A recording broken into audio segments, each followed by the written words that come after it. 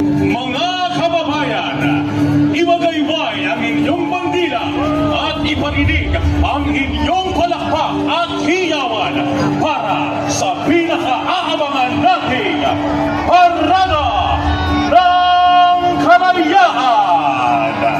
Laran ng bansa ang sinisiguro ang kalupaang teritorial at iba pang mga pagbabanta sa pagsusunod sa kalayaan at demokrasya. Kinatawa ng iba't ibang pangunahing sistema, kasunod naman ang Special Action Force na kilalang pangunahing maneuver unit. Sumusunod, ang mga tauhan ng PNP pinapakita ng kanilang presensya kakayahan ng Coast Guard sa bawat takbang ng kanilang marcha, tangan ng disiplina at kapinsalaang pulot ng sunog. Isinusulong ng BJMP ang ligtas at makataong pamamalakad tungo sa pagbabago ng bawat PDL, kinakatawan ng mga mahusay na sinanay at drug enforcement officers kanyang laban sa illegal na droga.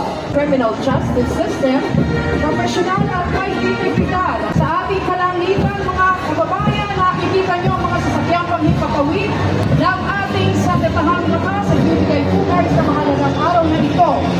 Kabilang po yan ng SF-260 Marchetti T-421 Katihan ng Pilipinas. Iyo pong natutunghayan ang 105mm Howitzers sa ating Philippine Navy.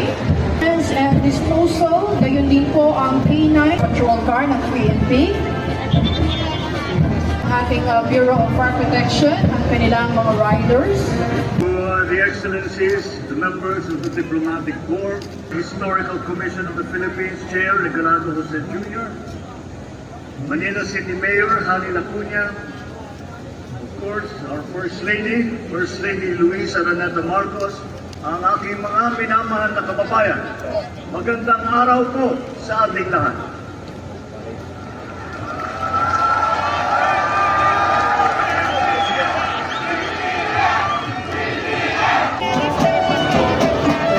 Ng isa sa mga unang pag-aaklas ng ikalawang bahagi. Mula unang araw ng Hulyo 1898, nagpasya ang mga may-ari ng lingwa sa Visayas